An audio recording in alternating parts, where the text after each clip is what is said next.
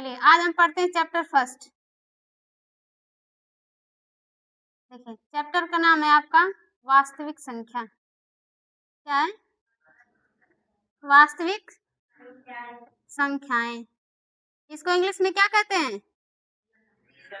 Real number. सभी लोग वाकिफ हैं इससे, है कि नहीं? चलिए वास्तविक संख्या किसे कहते हैं? वास्तविक संख्या किसे कहते हैं? परिमेय और अपरिमेय संख्याओं के मेल को हम क्या कहते हैं? वास्तविक संख्या कहते हैं, ठीक ना? चलिए देखिए, तो यहाँ पे आप लिख सकते हैं वास्तविक संख्या। वास्तविक संख्या जैसे देखिए, पहले आप कॉन्सेप्ट समझिए। क्या समझिए? कॉन्सेप्ट।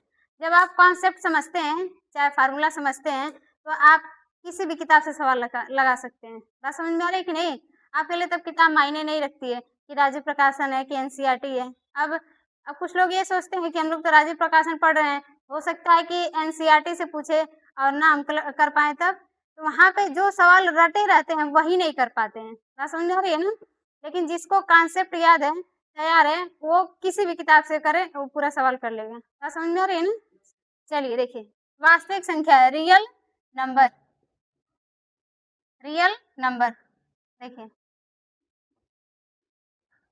किसे कहते हैं? परिमेय और अपरिमेय संख्याओं के मेल को परिमेय और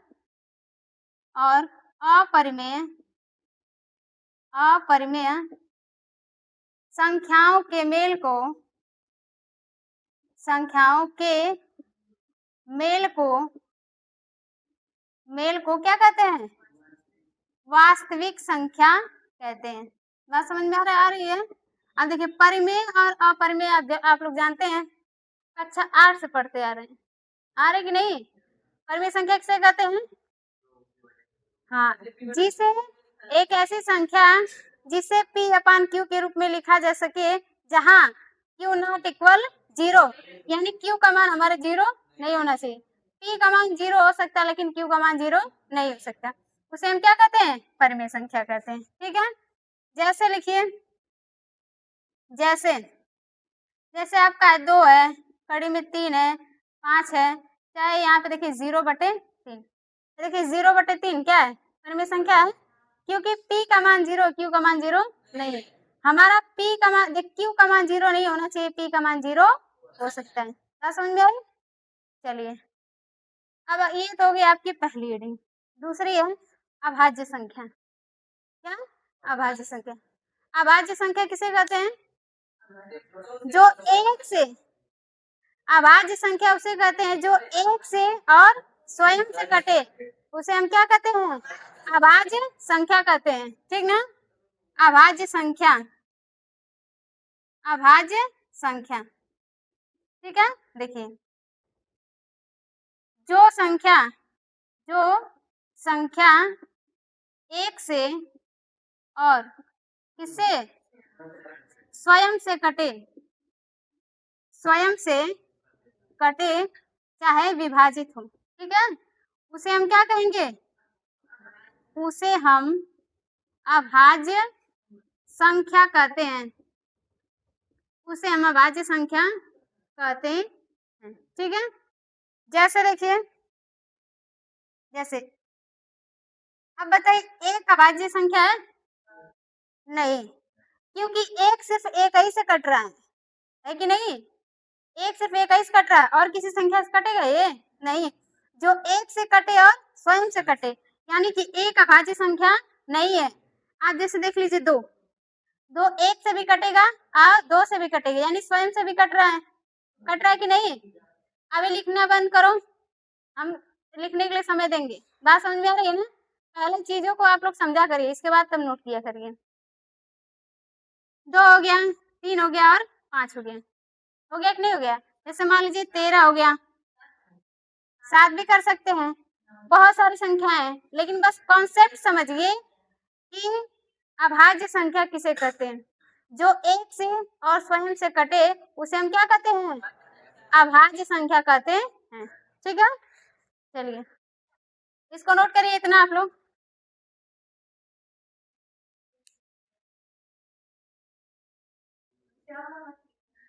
चलिए अब अगला हम पढ़ते हैं भाज्य संख्या। क्या? भाज्य संख्या। देखिए भाज्य संख्या किसे कहते हैं? भाज्य संख्या। जैसे अभाज्य संख्या में आप लोग पढ़े हैं ना कि जो एक से और स्वयं से कटे उसे क्या कहते हैं? अभाज्य। लेकिन भाज्य संख्या किसे कहते हैं? जिसके दो से अधिक गुणनखंड हो। जिसके दो से अधिक गुणनखंड हो उसे हम क्या कहते हैं? भाज्य संख्या कहते हैं। देखिए ऐसी संख्या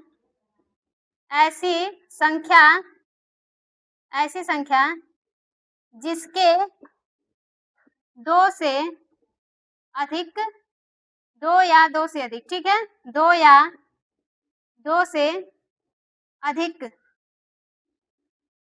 दो या दो से अधिक गुणनखंड हो तो उसे हम क्या कहते हैं? भाज्य संख्या कहते हैं। भाज्य संख्या कहते हैं। जैसे देखिए जैसे अभाज्य संख्या में बता दिए ना कि जो एक से स्वयं से कटे यानी कि उसके दो ही फैक्टर हुए, दो ही गुणनखंड हुए ना, एक तो एक हुआ और एक स्वयं संख्या जिससे जो संख्या दी रहेगी वो रहेगा, ये ना। लेकिन भाज्य संख्या में जैसे मान लीजिए 4 है, क्या बोले कि ऐसी संख्या जिसके दो या दो से अधिक गुणनखंड हो, दो या दो से अधिक। देखिए तो यहाँ पे जैसे मान लीजिए कि जैसे 4 है, अब ये बताइए कि जो 4 है यहाँ पे जिसके दो या दो से अधिक नहीं, जिसके दो से अधिक, क्या? जिसके दो से अधिक गुणनखंड हो।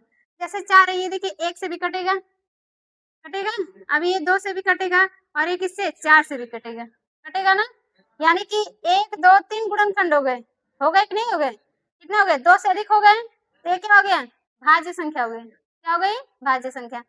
जैसे आपका 6 है, देखिए 6 आपका एक से भी कट रहा है, दो से भी कट रहा है, 3 से भी कट रहा है और 6 से भी कट रहा है कि नहीं कट रहा है? तो क्या हो गया? भाज्य संख्या हो गई। समझ में आ रहा है सबको? चलिए अब हम पढ़ते हैं लसा और मसा। पहले इसको नोट करिए आप लोग।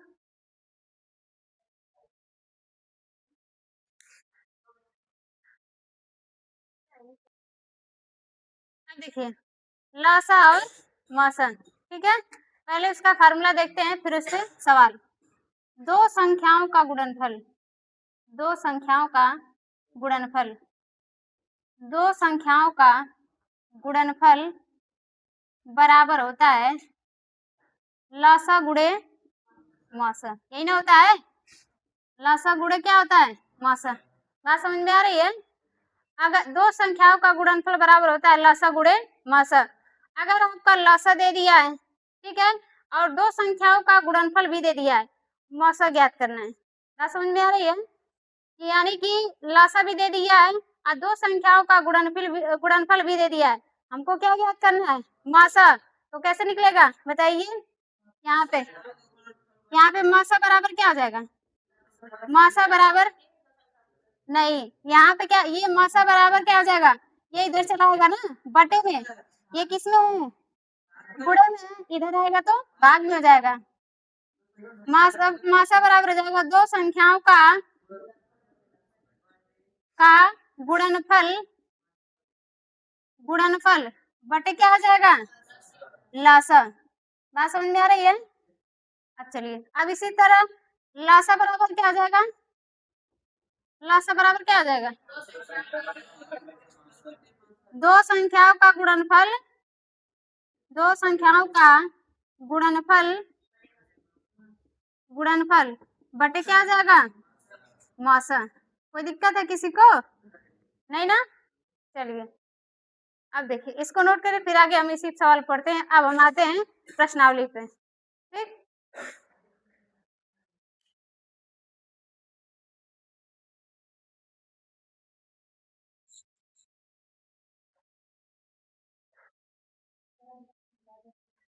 चलिए अब हम स्टार्ट करते हैं प्रश्नावली। इतना तो कॉन्सेप्ट है, जितना बताए हैं इसी का यूज होगा। बात समझ में आ रही है ना? चलिए सबको याद होना चाहिए। पहला आपका सवाल दिया है प्रश्नावली, प्रश्नावली 1.1 शांत रहिए आप लोग। 2.1। ठीक, देखिए सबके पास किताब में आप लोग देख रहे हैं। हाँ 1.1, सॉरी पहले ही 2 चले गए। 1.1 देखें, दिया है कि निम्नलिखित संख्याओं को अभाज्य गुणनखंडों के गुणनफल के रूप में व्यक्त कीजिए। यही दिया है ना। देखिए पहला आपका सवाल दिया है, देखिए निम्नलिखित संख्या है, 1 से कितना सवाल दिया आपका, 11 सवाल दिया है। निम्नलिखित संख्याओं को अभाज्य गुणनखंडों के गुणनफल के रूप में क्या करना है, व्यक्त करना है। यहाँ पे कितना दिया है, 945। इसको हमको क्या करना है, अभाज्य गुणनखंड के गुणनफल के रूप में क्या करना है, व्यक्त करना है। ठीक, देखिए यहाँ पे निकाल लीजिए लसन। समझ में आ रही है, विषम संख्या किससे कटेगा, 3 से। 3 त्रिके 9, यहाँ पे 3 पचे 15, फिर कटेगा कितने, 3 से। 3 एकम 3, 0 3 पचे 15। आप किससे कटेगा, 3 से। 3 त्रिके 9, 3 पचे 15 और 5 सते 7 एकम 7। बात समझ में आ रही है। लेकिन ये आपका रफ कार्य क्या है, रफ कार्य, ठीक ना। यहाँ पे हम लिखेंगे 945 का अभाज्य गुणनखंड, 945 का अभाज्य गुणनखंड कितना हो गया बताइए। यहाँ पे लिखेंगे 3 गुणे 3 गुणे 3 गुणे 5 गुणे कितना 7, यही ना। अब यहाँ पे देखो 3 कितनी बार है, 3 बार। इसको हम लिख सकते हैं 3 की पावर 3, बाकी सब सिंगल है। यहाँ पे जाएगा 5 गुणे 7, यही क्या हो गया, आंसर हो गया। क्या समझ में आई, यही हो गया आपका अभाज्य गुणनखंड। चलो अब अगला सवाल देखिए इसी का। देखिए हम सभी सवाल नहीं बताने वाले हैं, जैसे 10 सवाल दिया है एक ही नियम पे, तो हम 2 सवाल बता देंगे। जो आप लोग को टफ लगेगा उस सवाल को क्या करिए, हमसे पूछिए। और किताब है तो किताब से आप लोग सवाल लगा के आइए घर से। ठीक, एक और देख लेते हैं। जैसे देखिए 5वां दिया है 2644, 5वां है ना, सभी लोग किताब में देख रहे हैं। 2644, इसका हमें क्या करना है, अभाज्य गुणनखंड के रूप में इसको व्यक्त करना है। तो सबसे पहले इसको हम लिखेंगे यहाँ पे 2644 का अभाज्य गुणनखंड, अभाज्य गुणनखंड, ठीक है, बराबर। अब ये देखिए ये रफ कार्य, ये क्या है, रफ कार्य। तो इसी तरह इसको भी कर लीजिए, कितना है 2644। इसको देखिए सम संख्या है, 2 से काटिए, 2 3, यहाँ पे 2 और 2, यहाँ कितना हो गया, 2 6 के 12, 2 6 के 12, 2 1 कम 2। अब कितने से कटेगा ये, कितने से कटेगा ये, 11 से, 7 से, 7 बटे 56, 7 9 63, सही है ना। 31 बचेगा, 661। देखिए अब ये क्या है, ये अभाज्य संख्या है कि नहीं। 661 क्या है, अभाज्य संख्या, अभाज्य संख्या हो गई कि नहीं। अब जब 1 से तो कटेगी कटेगी और अपने आप से भी कट रही है, तो ये अभाज्य संख्या हो गई, और किसी संख्या से कटेगी नहीं। तो इसी को हम लिख देंगे ऐसे, देखिए 2 गुणे कितना 661। अब देखिए 2 2 बार दिया है, तो यहाँ पे 2 का स्क्वायर, यहाँ पे गुणे कितना जाएगा 661। समझ में आ रही बात। चलिए इसी तरह आप लोगों को 1 से लेके 11 तक सवाल करना है, कर लेंगे। किसी को डाउट है, नहीं, चलिए नोट करिए इसको। हाँ घर से सभी लोग इसको लगा के लाना है।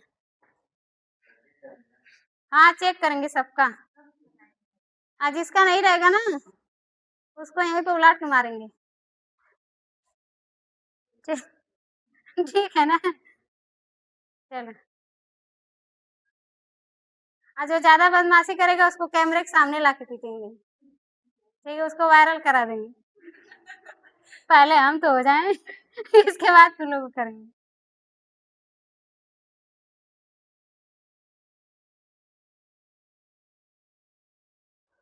देखो बाबू, कोई भी हम काम करेंगे सोचेंगे कि आसानी से हो जाए तो नहीं हो पाएगा ना, संघर्ष तो करना ही पड़ेगा, क्योंकि संघर्ष ही क्या है, जीवन है। बात समझ में आ रही है ना। अब ये नहीं कि हम 50 60 साल के हो गए तो हमें संघर्ष नहीं करना है, हमें हमेशा संघर्ष करना है, क्योंकि जो विकास है वो कहाँ से कहाँ तक चलती है? जब इंसान माँ के गर्भ में रहता है वहां से उसका विकास शुरू होता है, और कहाँ तक? जब तक वो कब्र में चला जाता है तब तक। बात समझ में आ रही है? यानी उम्ब टू टुम्ब चलती है, यानी कि जन्म से गर्भ से कब्र तक। बात समझ में आ रही है ना? तो इस संघर्ष से आप लोग कभी बच नहीं सकते। चलिए अगला सवाल दिया है, दूसरा सवाल दिया है कि पूर्णांकों के निम्नलिखित युग्मों, लड़कियों सामने देखो, दिया है कि पूर्णांकों के निम्नलिखित युग्मों के एचसीएफ और एलसीएम ज्ञात कीजिए तथा इसकी जांच कीजिए कि दो संख्याओं का गुणनफल बराबर एचसीएफ गुणे एलसीएम। पहले में क्या करना है? एचसीएफ और एलसीएम ज्ञात करना है, और जांच भी करना है कि दो संख्याओं का गुणनफल बराबर एचसीएफ गुणे क्या होता है? एलसीएम होता है। बात समझ में आ रही है? चलिए देखिए, पहला सवाल आपका दिया है, पहला सवाल कितना दिया है? 26 और 91, 26 और 91, यही दिया है ना? 26 और 91। अब इनका हमको क्या निकालना है? एचसीएफ और एलसीएम। अब कैसे निकालते देखिए, एचसीएफ यहाँ पे हो जाएगा, पहले हम निकालेंगे इसका अभाज्य गुणनखंड। क्या निकालेंगे? अभाज्य गुणनखंड। ये देखिए छोटा है तो हम इसको ऐसे ही कर सकते हैं, 2 गुणे 13, यही तो होगा, है कि नहीं? अब देखिए 91, 13 सते 91, 7 गुणे 13, यही ना हुआ? हुआ कि नहीं हुआ? अब देखिए, अब हमको निकालना है इसका एचसीएफ। एचसीएफ कैसे निकालते हैं? इन दोनों में हम देखेंगे कॉमन, क्या देखेंगे? कॉमन, उभयनिष्ठ देखेंगे। शिवम, वही तरीका है बैठने का, लेट जाओ तुम सब। देखो इन दोनों में उभयनिष्ठ क्या है? 13, तो यहाँ कितना हम लिख देंगे? 13। एचसीएफ कितना आ गया? 13। बात समझ में आ रही है? देखो अब इसका क्या निकालना? एलसीएम। एलसीएम कैसे निकालेंगे? सबसे पहली बात, जो इसमें कॉमन है पहले उसको लिख देंगे। ये कॉमन है 13, 13 लिख दिए, और जो कॉमन नहीं है उसको भी लिखना है, यानी कितना? 2 गुणे 7। बात समझ में आ रही है ना? अब इन दोनों का गुणा करके हम क्या करेंगे? लिख देंगे। 13 गुणे 2 सते 14, कितना हो जाएगा? 14 3 42, 4 हुआ, और 14 कम 14, 4 कितना होगा? 14 4 182, यही ना होगा? देखो सबसे पहले समझिए, इन दो संख्याओं का हमें क्या निकालना है? एचसीएफ। तो एचसीएफ निकालने से पहले इन दोनों का अभाज्य गुणनखंड निकालना है। क्या निकालना है? अभाज्य गुणनखंड। निकाल दिए 26 का भी और 91 का भी। एचसीएफ में हमें क्या देखना है कि इन दोनों में कॉमन क्या है? उभयनिष्ठ क्या है? यानी 13 इसमें भी है, 13 इसमें भी है ना? एचसीएफ कितना हो गया? 13। अब एलसीएम देखिए, जो इन दोनों में कॉमन है, इन दोनों में जो कॉमन है उसको लिख दिए 13, और जो बचा हुआ है ये दोनों तो कॉमन नहीं ना है, तो इसको भी हम लिख देंगे गुणे 2 गुणे 7। अब इसका गुणा करके हम क्या करेंगे? लिख देंगे। यहाँ पे हो गया 13, 2 सत्ते 14, गुणा किए कितना आएगा? 182। समझ में आई बात सबको? चलो नोट करिए इतना तो, पहले इसको आप लोग नोट करके फिर बताते हैं।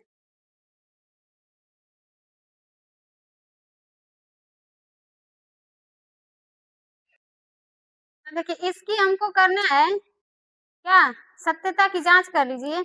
इसमें दिखाना है कि जांच कीजिए कि दो संख्याओं का गुणनफल, क्या लिखवाया है कि दो संख्याओं का, यहाँ पे लिखिए जांच, जांच भी करना है ना। देखिए दो संख्याओं का गुणनफल, दो संख्याओं का गुणनफल बराबर क्या बताए? एचसीएफ गुणे एलसीएम बताए ना, है कि नहीं? बराबर एचसीएफ गुणे क्या? एलसीएम, यही ना बताया है?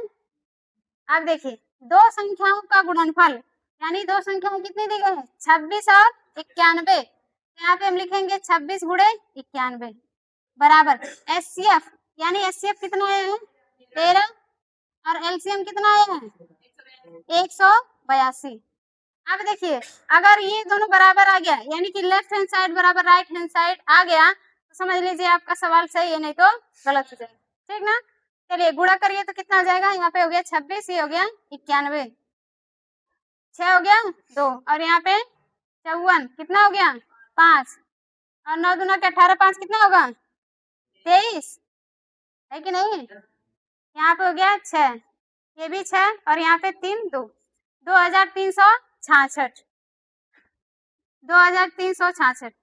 अब इसका गुणा कर लीजिए, कितना दिया 182 में 13 का, 3 दूना के 6, और 3 बटे 24, 2, और 3 एक कम 3 2 कितना हो गया 5, यहाँ पे 2, 8, यहाँ पे 1, 6 हो गया, ये भी 6, और यहाँ पे 8 5 13, यहाँ पे 2, सही है 2366, सही है कि नहीं सही है, समझ में आया।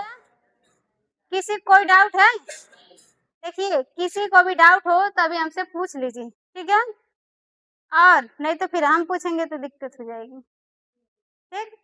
चलिए, समझ में आया सबको, नोट करिए इसको।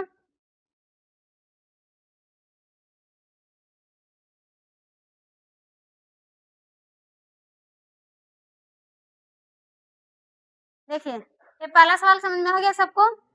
अब देखिए दूसरा, तीसरा, चौथा आप लोग घर से करके लाना, ठीक ना। देखिए ये आपका होमवर्क है, क्या है होमवर्क।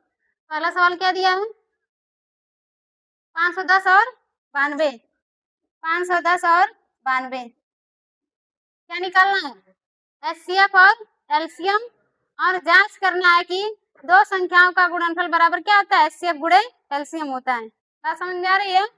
अब देखिए तीसरा सवाल दिया आपका, पूरा होमवर्क है 336 और 54, 336 और 54। फिर तीसरा चौथा सवाल है, कितना दिया है